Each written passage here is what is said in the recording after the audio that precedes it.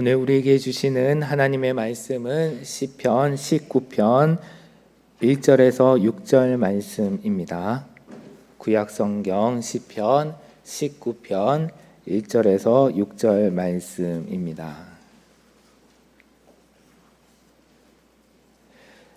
제가 하나님의 말씀을 받들어 읽겠습니다. 하늘은 하나님의 영광을 드러내고 창공은 그의 솜씨를 알려준다. 낮은 낮에게 말씀을 전해주고 밤은 밤에게 지식을 알려준다. 그 이야기, 그 말소리, 비록 아무 소리가 들리지 않아도 그 소리 온누리에 울려 퍼지고 그 말씀 세상 끝까지 번져간다. 해에게는 하나님께서 하늘의 장막을 쳐주시니 해는 신방에서 나오는 신랑처럼 기뻐하고 제 길을 달리는 용사처럼 즐거워한다.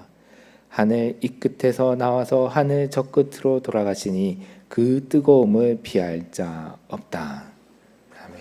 고 목사님께서 설교자를 소개하시면서 환경윤리를 잘 실천하는 분이다 그렇게 소개하면서 뜨끔했습니다. 제 아내가 어떤 표정일지.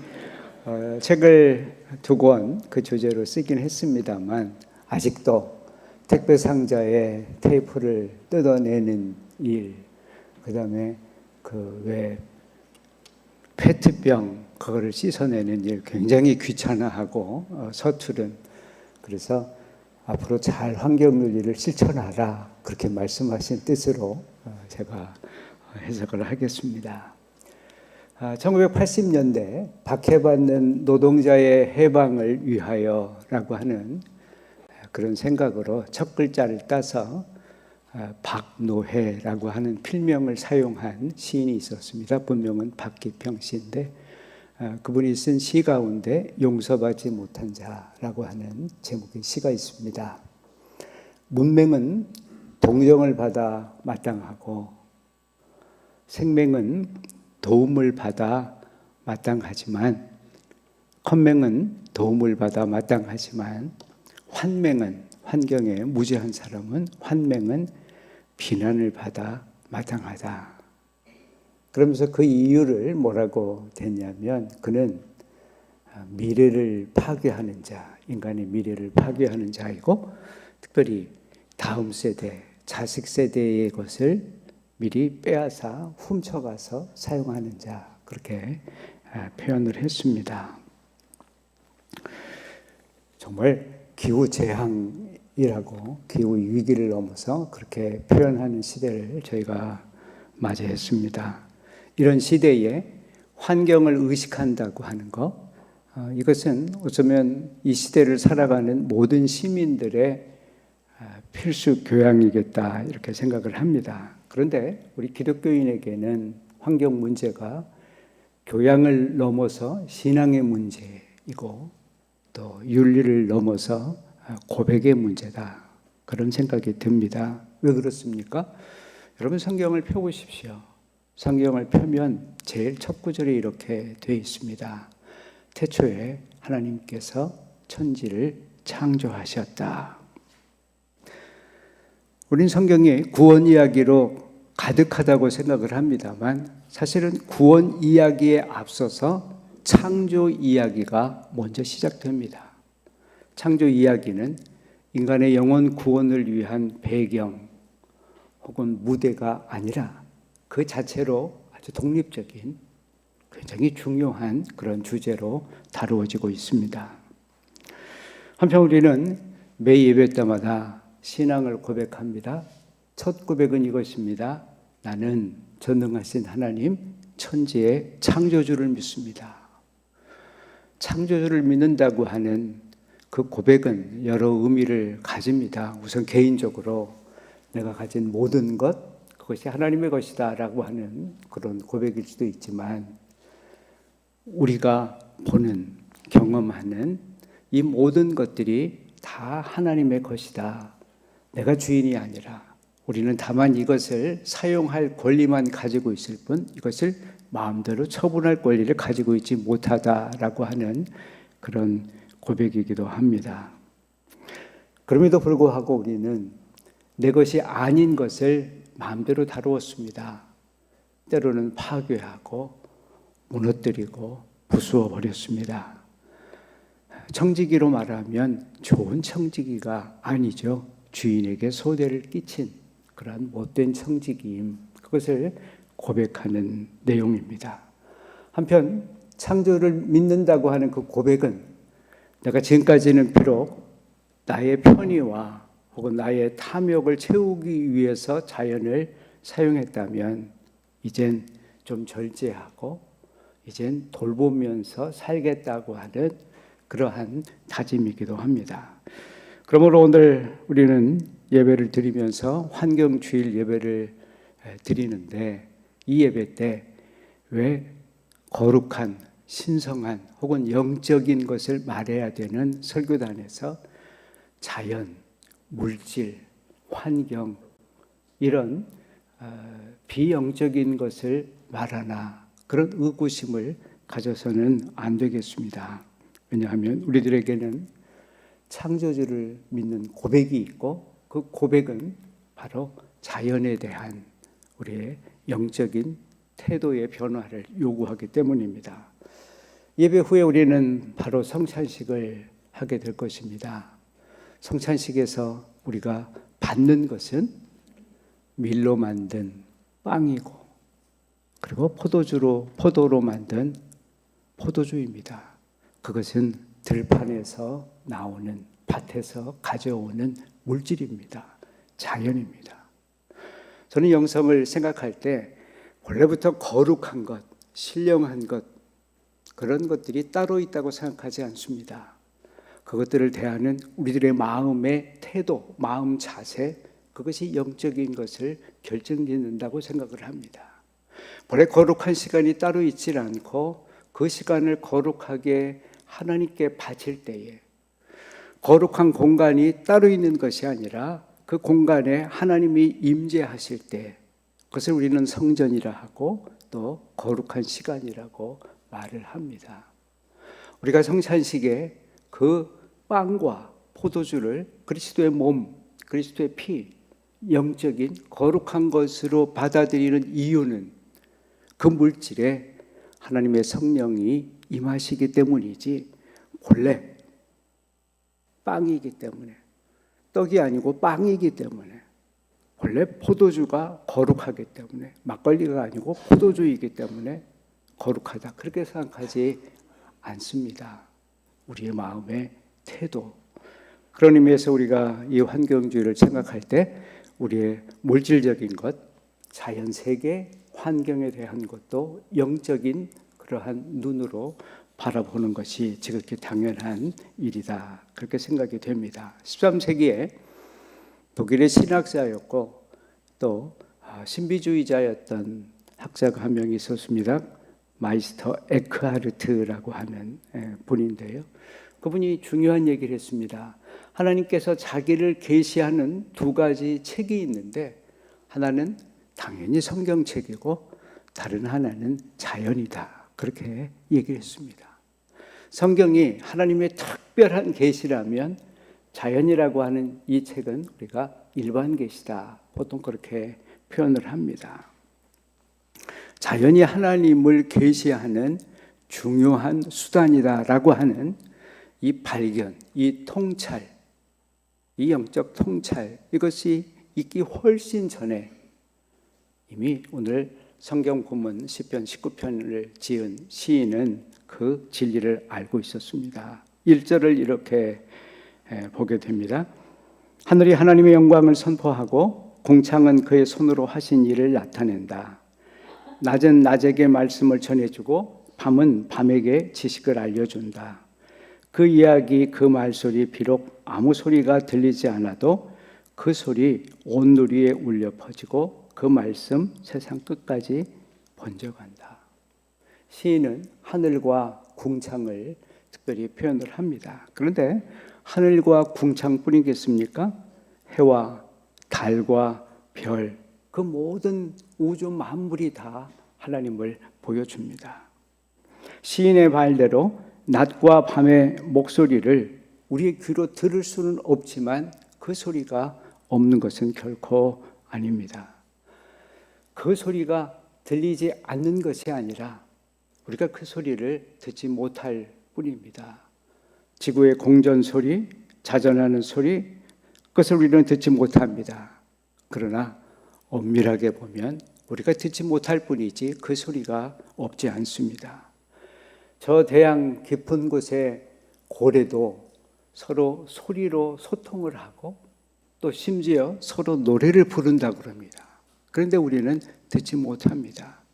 그런 의미에서 오늘 시인이 표현한 그 소리가 없어도 그 표현은 없다는 의미가 아니라 비록 미천한 우리 인간들이 듣지 못해도 그렇게 번역하는 것이 옳겠습니다. 자연은 창조주의 지문이라고 합니다.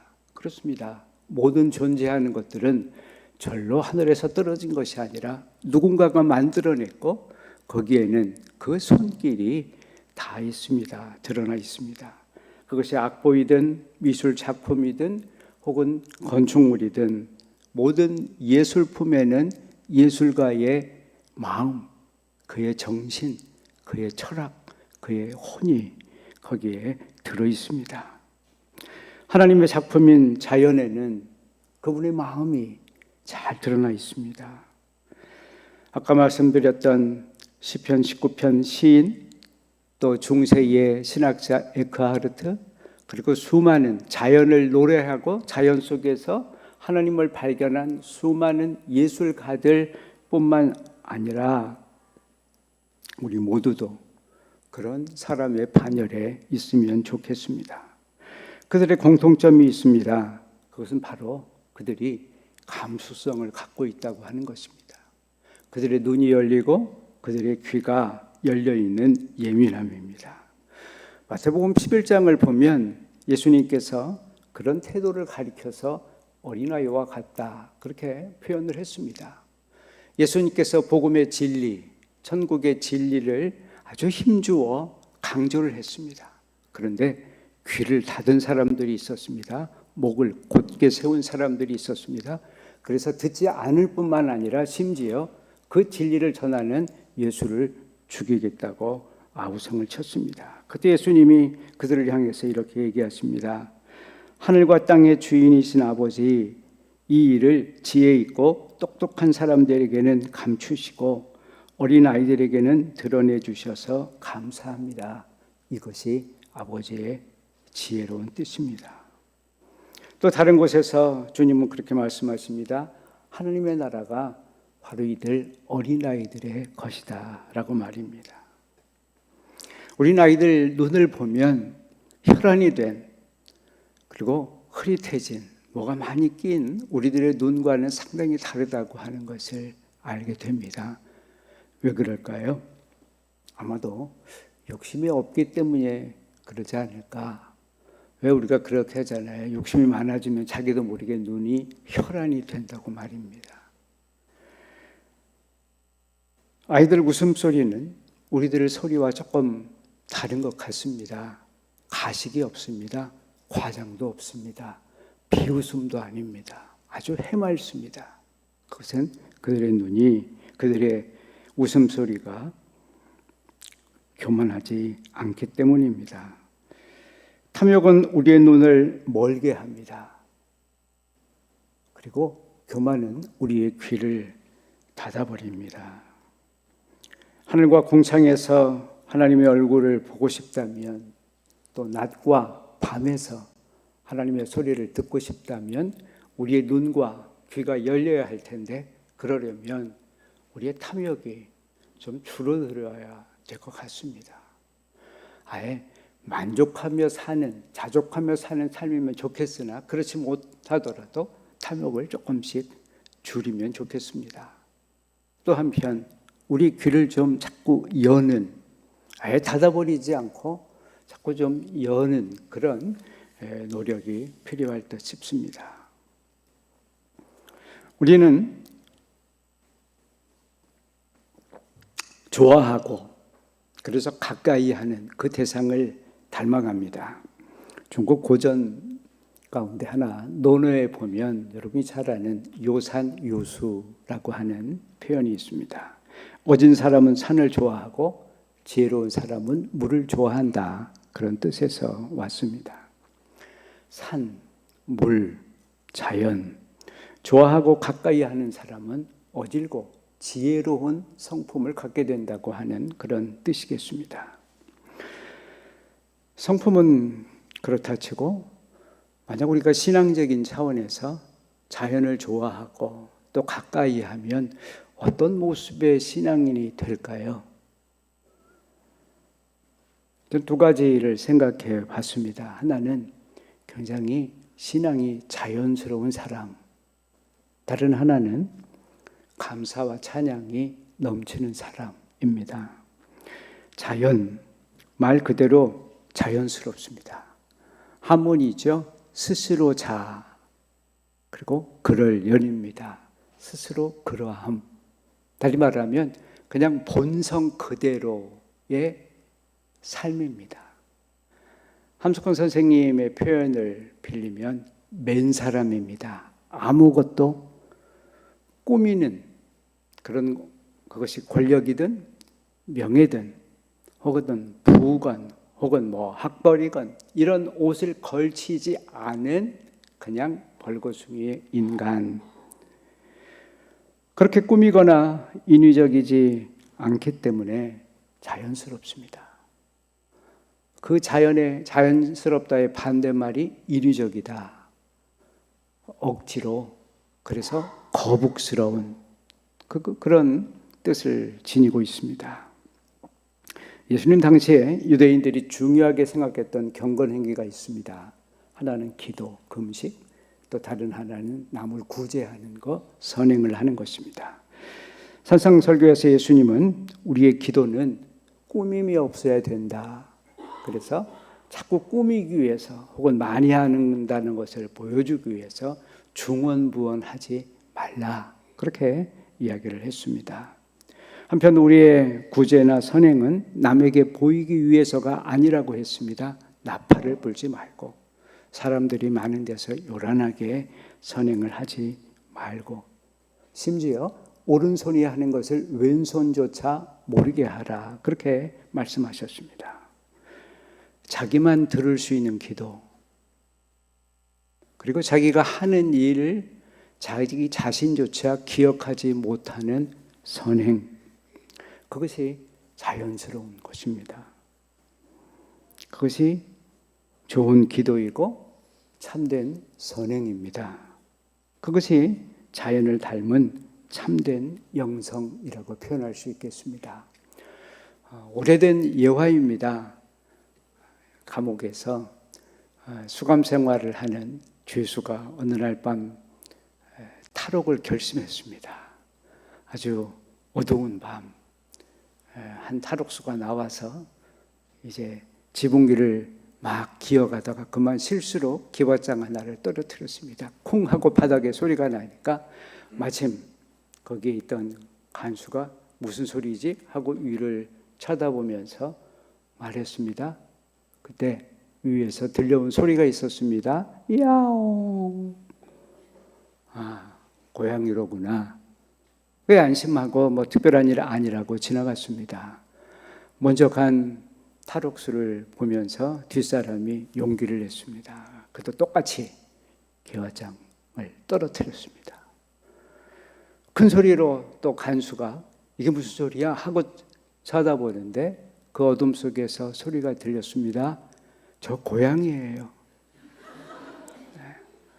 둘은 차이가 있습니다. 하나는 체화된 것이고 다른 하나는 아직 관념으로만 아는, 아직 지식으로만 아는 신앙입니다. 우리는 어떤 사람이 정말 그 본질이 무엇인가 하는 것을 알 때가 그 사람이 위기에 빠져 있을 때입니다. 어떤 큰 어려움에 봉착을 하면 그 본성이 드러나게 돼 있습니다. 마치 경호원들이 갑자기 총소리를 들을 때 자기 몸을 숨기는 경호원이 있는가 하면 용감하게 자기의 의뢰인을 지키려고 벌떡 일어서는 경호원이 있듯이 위기 때가 되면 그 사람의 본성이 어떤가를 우린 알 수 있습니다. 그 본성을 결정하는 요인이 두 가지라고 보는데, 하나는 정체성, 평상시에 나는 내 목숨을 위한 사람이 아니라 경호원이다. 그 다음에 얼마나 오래 훈련을 했는가. 훈련을 오래 하면 본능이 머리가 돌아가는 것보다 먼저 몸이 움직이게 돼 있습니다. 저 고양이에요 라고 하는 것과 야옹 하는 것의 차이는 그가 얼마나 오랜 훈련을 했는가 하는 데서 많이 드러납니다. 그런 점에서 저희도 많은 신앙의 훈련을 해야만 될 것입니다. 습관이라고 그럽니다. 예배에 매주일 오는 거 습관적이죠. 맞습니다. 그 습관이 오래되면 그게 성품이 되는 것입니다. 그런 의미에서 매주 빠지지 마시고 매주 열심히 교회에 오시고, 특별히 환경 문제 역시 마찬가지입니다. 매일 귀찮죠. 번거롭죠. 분리수거하는 거. 그러나 그것들을 계속해서 귀찮지만 열심히 지속적으로 하게 되면 그것이 나의 생활이 되게 돼 있습니다. 자연을 좋아하는 사람은 감사와 찬양이 가득한 신앙인이 됩니다. 우린 자연을 경이롭다 그렇게 표현을 합니다. 내 상상력을 넘어선 거대한, 웅장한 그 앞에서 우리가 느끼는 신비로움입니다. 내 통제력을 벗어난 대자연 앞에서 우리의 무릎을 꿇게 만드는 그 어떤 힘, 그때 우리는 경이로움을 느낍니다. 과학기술을 통해서 우리는 많은 좋은 것을 얻었습니다. 생활이 편리해진 것, 물질이 풍요로워진 것. 그러나 이런 것도 있습니다. 경이로움을 이뤘습니다. 경이로움을 느낄 때 오는 외경심, 두려움, 그것도 이뤘습니다. 달나라에 가서 희귀 암석을 가져오긴 하지만 거기 있던 방같이 있던 토끼는 잃어버렸습니다. 윤동주 시 별에는 밤에 보면 그는 별 하나하나에서 수많은 얼굴을 떠올렸지만 오늘 과학은 그것을 수소와 헬륨으로 된 가스덩어리라고만 생각을 합니다. 여러분 잘 아시는 영국 낭만주의 시인 윌리엄 워즈워드의 무지개를 주제로 한 시를 아실 줄 압니다. 하늘의 무지개를 바라보면 내 가슴이 뛰네. 어린 시절에도 그랬고 어른이 된 지금도 그러하니 늙어서도 그러하게. 여러분 어떻습니까? 혹시 가슴이 아직도 뛰고 있습니까? 그러면 어린이입니다. 그러나 내 나이가 30인데 아무 느낌이 없다 그러면 여기 보면 늙어서도 거기에 해당되겠습니다. 우리들의 신앙은 어떻습니까? 매일 감사가 넘칩니까? 감사할 조건들이 많다고 여기십니까? 아니면 나도 모르게 찬송가 곡조를, 아니 뭐 일반 노래도 좋습니다. 그런 노래가 흥얼거려집니까? 우리 신앙생활에서 감사가 줄어들고 또 찬양 소리가 작아졌다면 그때는 틀림없이 아이 때 없었던, 그때는 가지고 있지 않았던 탐욕과 교만이라고 하는 것이 내 안에 자리 잡기 시작한 때라고 생각하면 틀림없습니다. 탐욕은 우리 신앙에서 감사를 빼앗아 버립니다. 왜요? 모든 것이 당연한 것이니까요. 탐욕은 끊임없이 옛날의 필수품, 옛날의 사치품이었던 것들을 필수품으로 생각하게 만듭니다. 교만은 어떻습니까? 하나님조차도 내 마음대로 할 수 있다고 하는 그 생각은 나의 인생을 굉장히 시시한 것으로, 그리고 권태로운 것으로 만들어 버립니다. 놀랄 일이 없는 따분한 삶으로 만들어 버립니다. 자연은 우리에게 두 가지 덕목을 가르칩니다. 하나는 자족하는 마음. 모든 들꽃을 보십시오. 크기, 색깔, 그런 것과 상관없이 자신의 삶을 만족합니다. 자연은 우리에게 겸손함을 가르칩니다. 물은 늘 위에서 아래로 흐르지 거꾸로 올라가려고 하지 않습니다. 그러므로 기회가 있을 때마다 자주 자연을 보태면 참 좋지 않겠나 이렇게 생각을 합니다. 중세 유명한 성인 잘 아시죠? 성 프란치스코 성인입니다. 그는 가난한 사람들의 아버지로 불렸고 생태학자들의 수호 성인으로 지금은 불리고 있습니다. 그의 별명에 걸맞게 그는 천지 자연 속에서 하나님을 보았습니다. 천지 자연 속에서 말씀을 들었습니다. 그래서 그는 자연을 가리켜서 가족이다 그렇게 표현을 했습니다. 그가 쓴 시 태양의 노래를 보면 태양을 형님이라고 했고 달을 누님이라고 했습니다. 대지는 어머니라고 그렇게 불렀습니다. 당시 구비오라고 하는 동네에 늑대가 나타납니다. 살인 늑대가 나타나서 주민들이 이 위대한 성인에게 좀 도와달라고 합니다. 그래서 이분이 그 늑대를 찾아가서 설득을 했더니 다시는 나타나지 않았다. 그런 유명한 설화, 그런 유명한 일화도 전해지고 있습니다. 그는 자기 제자들에게만 설교했을 뿐만 아니라 심지어 예배당 바깥에 있는 새들에게도 설교하면서 교감한 그런 분입니다. 어느 날 밤 그가 성당에 올라가 갑자기 막 종을 치기 시작합니다. 종을 칠 시간이 아닌데 제자들이 달려와서 무슨 일인가 그렇게 물었더니 한마디 했습니다. 야, 저 밖에 달을 좀 봐라. 저 밖에 달을 좀 봐라. 그래서 저는 뭐 이런 위인 흉내도 내지 못할 사람입니다만 허락이 된다면 제가 흉내를 내서 한 말씀 드리고 싶습니다. 오늘은 예배 끝나고 나가실 때에 하늘도 한번 꼭 쳐다보고 가시길 바랍니다. 바람도 참 선선합니다. 느껴보고 가시길 바랍니다. 그러면 혹시 설교 은혜 받지 못해서 기분 나빠도 간혹 그러잖아요. 내가 이런 설교 들으러 예배 왔나? 그러다가도 거기에서 하나님의 음성을 들으실 수 있고 거기에서 하나님을 볼 수 있으리라 생각이 됩니다. 기도하십시다. 자비하신 주님, 저의 눈을 열어서 이 천지 만물 속에 계신 당신을 볼 수 있게 해주시옵소서. 우리의 귀가 열려서 우리를 향해 우레처럼 말씀하시는 그 음성을 알아차리게 해주시옵소서. 오늘 함께 나누는 성찬의 빵과 포도주에서 신령하고 은혜로우신 주님의 몸과 피를 맛보는 복된 시간 되게 해주시옵소서. 예수님의 이름으로 기도드렸습니다. 아멘.